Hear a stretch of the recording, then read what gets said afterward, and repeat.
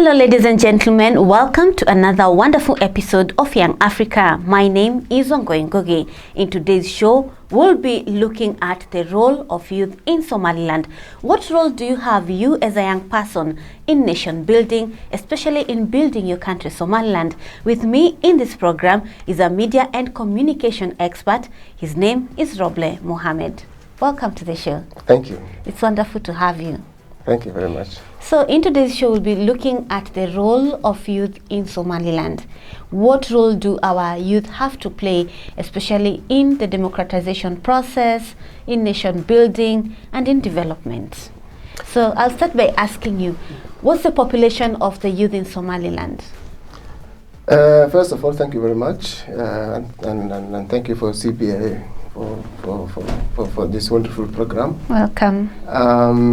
The youth in Somaliland are estimated, and I believe there's still no official census, but it's estimated around 70% of the population are youth.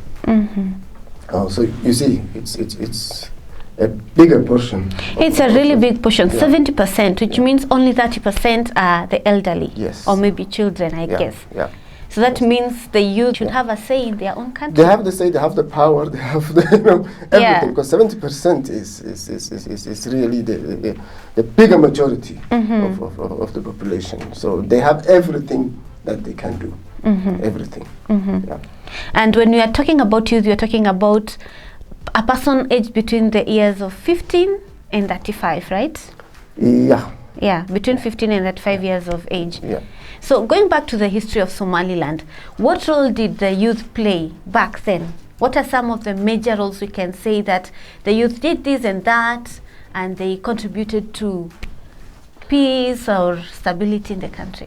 If we go back, I mean, way back during the colonial era, and youth were the leaders of any revolution in Somaliland.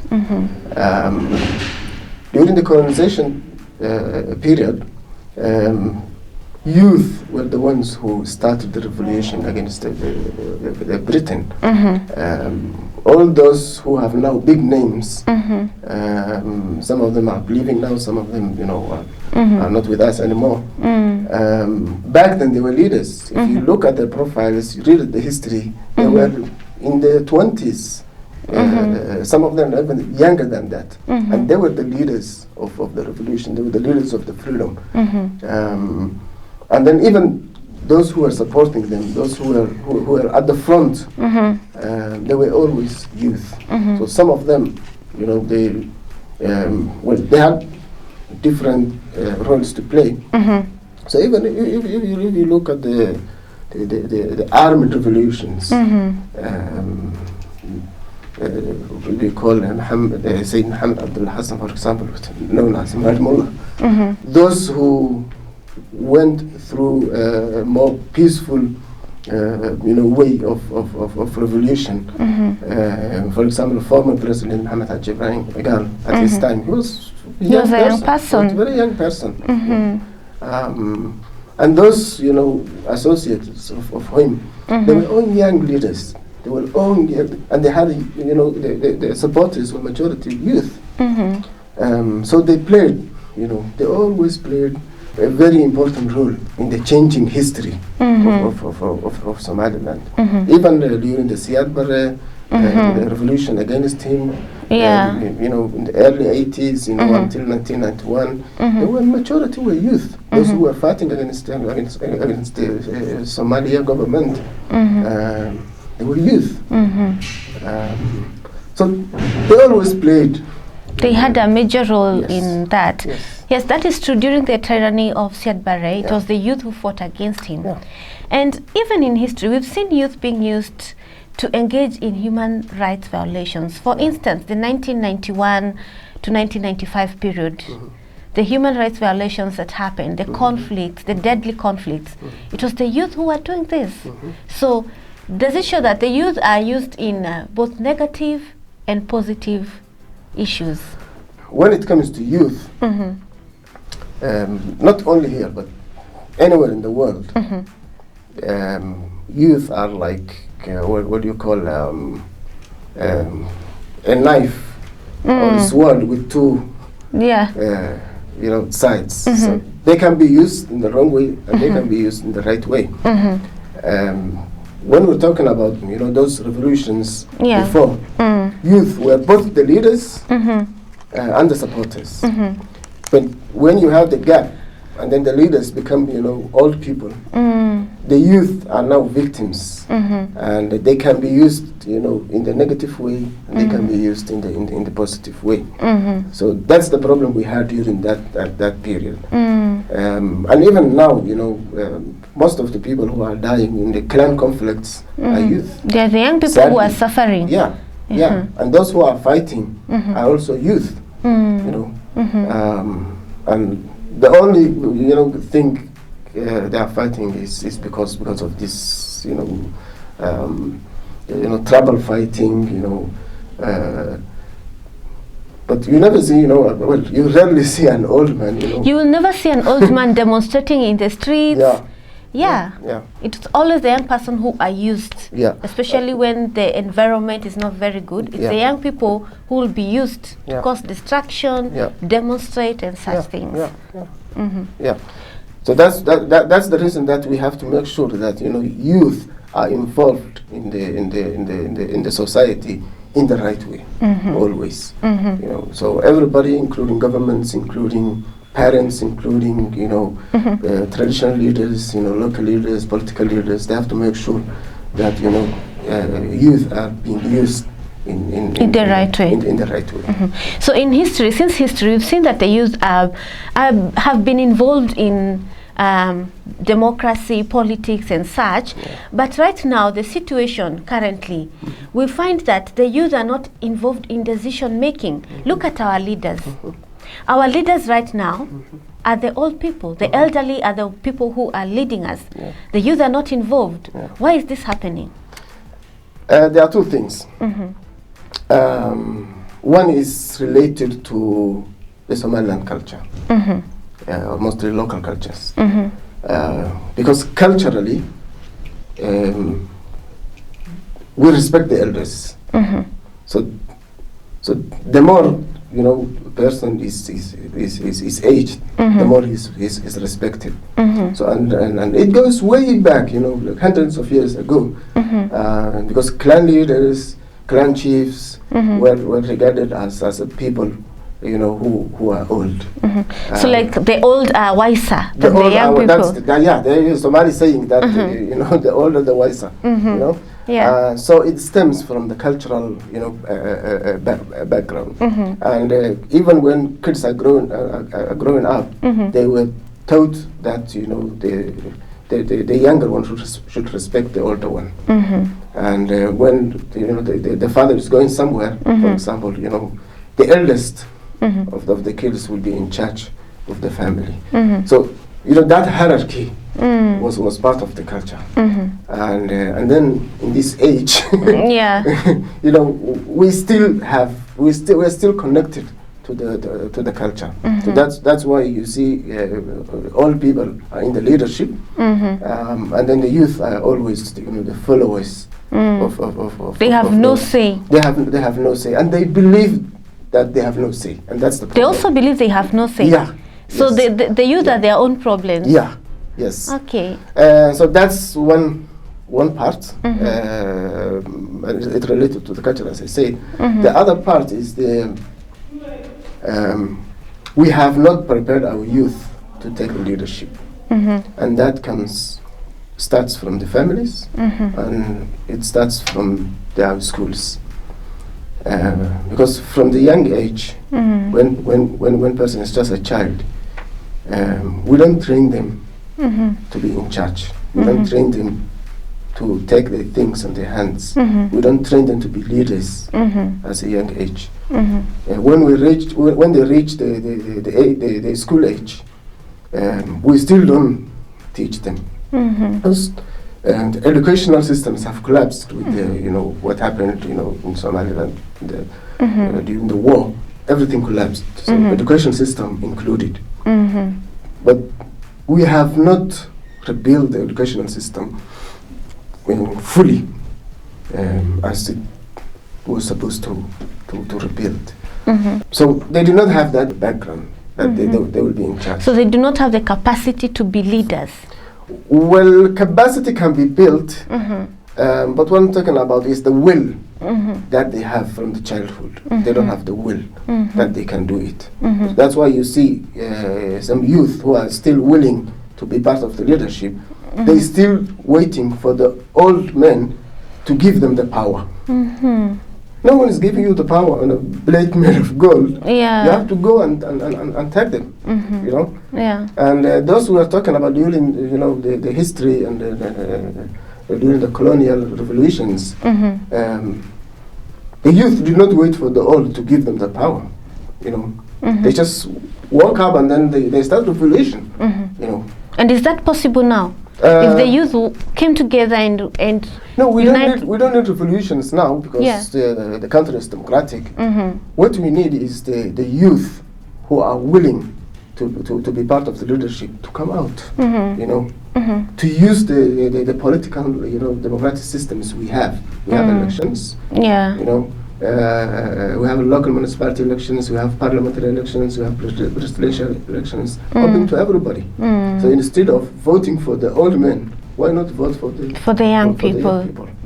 You know, they are 70% of the population. They are already the majority. But do they have, even if you look at the youth, do they have leadership themselves? Can you tell me any young leader now? We don't have. I'm afraid. So we don't even recognize ourselves. Youth do not recognize themselves. They only recognize the old people as their leaders. Even those who try to come out and try to they have other competitors around, and then they don't respect each other because they think, what do you know about this? So other than leadership, there are other challenges. When you look at the case of unemployment, for instance, most of our youth are complaining that there are no jobs.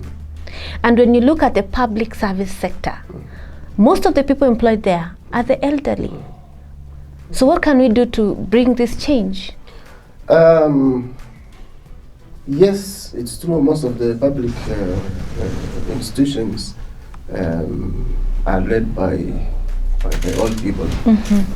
I know some people who were employed 30 years ago are still there. And they're still there. And do we even have retirement? I don't think so. No, problem is, as I said before, is this also the system.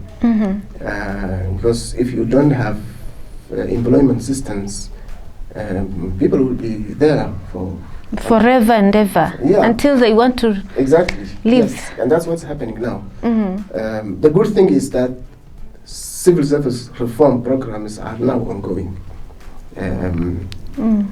right now. And the Civil Service Commission is leading this process along with the other government institutions. So since 1991, we don't even have pension policies. There's no pension systems in the country. So what do you want to tell the old people? So if you don't have the system that says, okay, now you are retired, go home and get this amount of money, everybody wants to rest. Some people are there for more than 60 years. I met someone who said he has been working for the government for 45 years. That's a long time. Yeah, but they are willing to go, even themselves. But they're asking themselves, if I go, what next? Yes. So what's happening to their lives? So we have just developed, the Civil Service Commission has now just developed, along with the Ministry of Employment, they developed a pension policy now, which is now a draft. And I think in the coming months, it will be approved by the cabinet and the parliament. And that's the only time now we are going to have a pension system.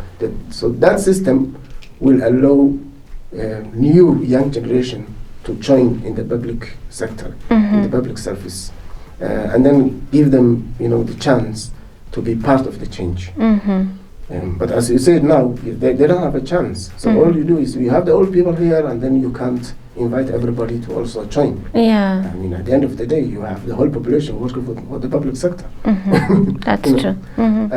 So things are now, well, slowly, I can say, there is hope. Are changing. There is hope. There are also some other programs that are running that gives youth, especially those who are educated, the chance to join the public sector.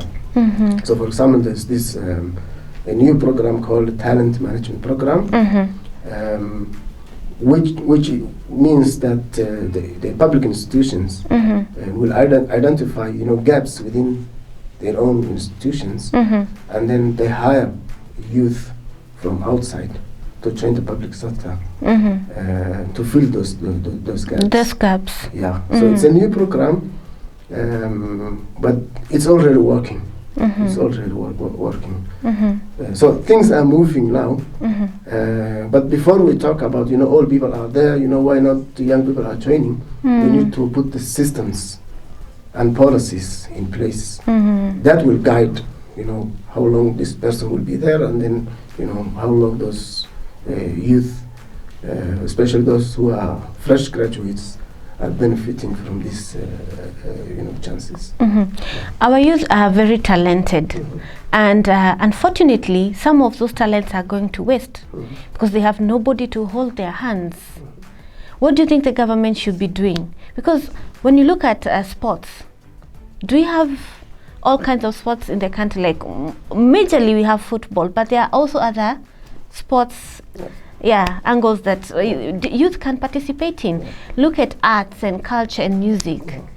These are all talents that are going to waste. What do you think can be done to nurture these talents? It's still for the youth to come up with all this. I mean, that's what I'm saying. They don't have to sit and wait until someone comes and then say, oh, let's start rugby. Let's start swimming. Swimming. They don't have to wait. Why not organize themselves and come up with this? Do you have support groups or organizations that can support this in the country? We do have. We have the Ministry of Sports, although the capacity is very limited, I can say. But we also have sports groups.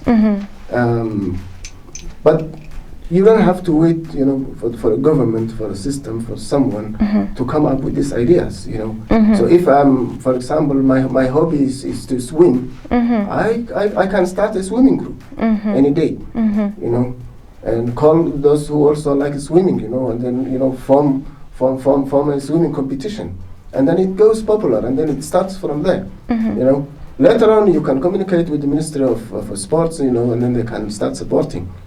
Or maybe other groups, or maybe international, athletes, or whatever. But if you don't have anything, what are you waiting for?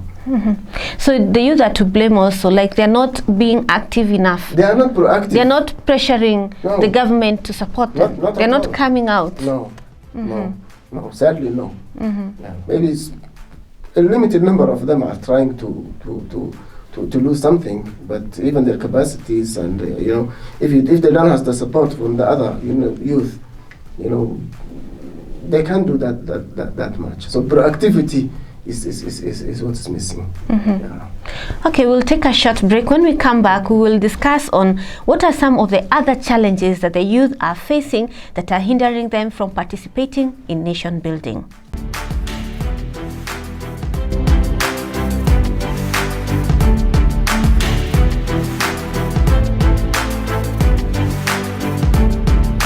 Welcome back to Young Africa. Today we are discussing the role of youth in nation building, especially here in Somaliland. And with me is Rooble Mohamed. Welcome back to the show. Thank you.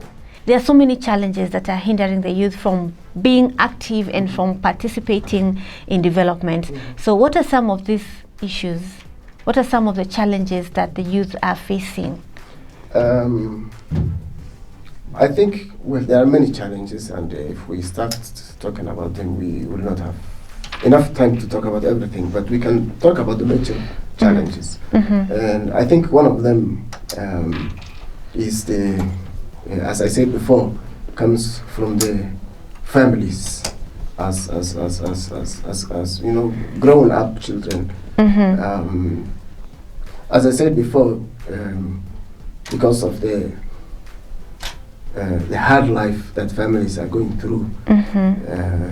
The father is trying, to be a breadwinner. Some of the families, even the mother is going out to work, so they don't have mostly time for their children.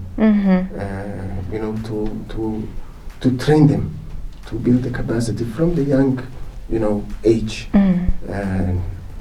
to become the future leaders, to inspire them, to show them that what they can do, the power they have within themselves. And if you look at some societies or even some families, you can see a 10 years old who's already working for the family. Yeah. In other families, you see a 20 years old who is still, laying on the bed and even a 30-year-old doing nothing. Exactly. They wake up in the morning, waiting for his mother to feed them, Yes, and all they do is roam around in town. Exactly. So what I'm trying to say is that things start from the family. So the families are not doing that much to educate and to inspire the children. The other challenge stems from the education system. Because now what we have is the children go to school and then came back as they went. So schools build the nation. That's where the nation building starts from. That's why you have talented students, future leaders. If you look at the Western world, for example, you see universities, schools to train future leaders. But we don't have them here. Yeah. We don't have them here. See, because they are thinking of the future. Yeah. The government is thinking of the future. The leaders are thinking of the future. Everybody is thinking about the future. Yeah. So we don't have that kind of educational system. We don't have a system where we nurture the leaders of tomorrow. Yeah. We don't prepare the leader. We don't prepare our future parents. Exactly. Because the youth are the parents of tomorrow. Exactly. So we don't prepare. So there is also that challenge. That's why you see a 30 years old who is not thinking at all.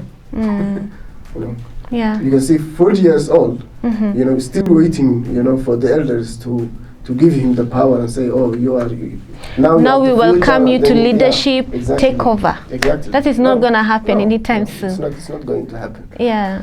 The other challenge is also from the society itself, because to be honest, we are a broken society. With a lot of internal problems, including tribalism. So if even one leader or two young leaders come up, they will be labeled as so and so tribe. So the society is not supporting. It's not a convenient environment to support future leaders or new leaders to come in, because you will be labeled, someone from that tribe, and from that particular clan. You don't have, support from other clans, because you are labeled to be one clan. So the society has to be blamed on this as well. And then we don't have the platforms, either social, economic, political platforms to support future leaders. We don't have them at all. We have platforms to support local NGOs. But we don't have platforms to support future leaders. So that's why even those who are willing to participate in the leadership, they have to struggle of their own. Their struggle is real. The struggle is real. Our cultures and traditions, they need to be preserved and maintained. Do you think the youth of today are going to preserve our cultures and traditions, considering the influence from outside? Right now, so many young people are coming back from the diaspora, and they are coming back with different cultures and traditions, and they are influencing the youth here. What role do the youth have in preserving our cultures and our traditions in Somaliland?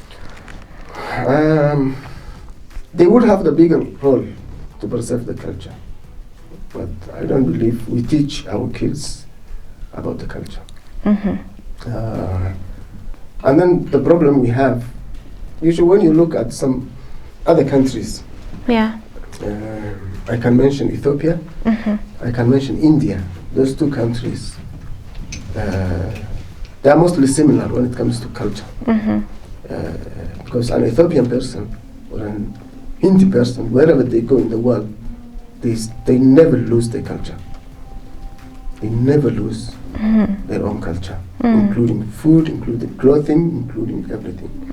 Problem with the Somalis is those who lived in the Western countries, they came back with the Western cultures. Those who lived in the Arab world, they come back with the Arab culture. Those who lived in Asia, elsewhere, they come back with those cultures. So culture preservation in our society is not as good as it should be. And that's affecting the youth now. And the educational system does not also support to teach the young kids about the culture. I remember back in the days during our time, culture was taught in the schools. So you know all the poems, you know what kind of clothing we used to wear, at least some of, not all of them, but at least you can know the basics of the Somali culture. But nowadays that does not happen, which is really very sad. So at this time and age, I don't think they can contribute, they can preserve much about the culture, because culture is not taught in the families, and it's not taught in the schools. So there's a lot we need to do to ensure that our youth are going to preserve our cultures and our traditions, because right now I think it's fading away slowly and slowly. It's fading away. Exactly, yes. At least we have some cultural centers in Somaliland right now that try to fill this gap, and you can see it's attracting more youth to come and see what culture we have. But there are not that many, and they face a lot of challenges themselves from from the society as well. But actually, we need more of cultural centers. We need because we have a Ministry of Tourism and Culture as well, which can take the bigger role to teach the people about the culture, to preserve, to have museums for the culture. At least people can go and see what our forefathers used to wear, used to do, all these things. We don't have it, so there's a lot to be done. But who's doing it? So, in a nutshell, before we end the show, what advice do you have for young people when it comes to their role in building their own country? What I would say is that, first of all, they should believe that this is their country. They don't belong to anywhere else. So that comes first. The second thing is they should not wait anyone to come and tell them welcome to the leadership. Welcome to to the decision making bodies. They should go and train them. The third thing is they need to be proactive. They shouldn't just sit around and wait, until any government or anyone does this. This is their country. Even if they see the government is not doing enough, they have, all the chances to do things. Everything we have now, was started by a group of youth. So why not do the same? Why are you waiting? What are you waiting for? So I think they need to be proactive. They can do a lot. They have all the opportunities to do, to come up things, to do, to lead the change. So they shouldn't waste any more time, because now I know people who started, to talk about youth leadership when they were about 25 years old. Now they are almost 40 years old, and they're still talking about. They're still leadership. talking and waiting. Yeah, they haven't done anything. They haven't Yeah. inspired anyone. They still talk. So it's time to take action. Even if you do not have the chance to get prepared by schools or by families, now you are grown up. You can prepare yourselves. Yeah. I mean, I shouldn't sit around and say no because I was not trained on this. You know, we have everything. We have the whole, educational system online now. You know, you can join any university. You can take any course. You can prepare yourselves. So, my advice is also that they shouldn't wait. For anyone else to do things for them. It's time for them to go ahead. They can join the leadership. Now is the time Somaliland needs more youth leadership than ever, because things are changing, technologies are changing, and then the old men can hardly, keep it up, with the changing world. So this is their time. They need to take in charge, but they shouldn't wait anyone to call them and then say they come sit here and join us. It's for them. This is the time, because it is said tomorrow never comes, and you should make hay while the sun shines. Yeah. They also need to come up with their own leadership, because if they don't have leadership themselves, they cannot lead anyone else. So they need to start being leaders from wherever they are, in their homes, in their schools, anywhere you are. Start being a leader, start taking up the responsibility wherever you are. Well, thank you so much for making time for Young Africa. Thank you for the advice that you've given to the young people. Thanks. And to you young people out there, this is the time. Don't wait for anybody to come and hold your hand and tell you, come, you're welcome now to lead. It's time for you to stand up. Don't wait for anybody. And we believe that because the youth make up the biggest percentage in the population, then they have a say in their own society, and you have a role in building your own country. Thank you so much for watching Young Africa. My name is Ngugi.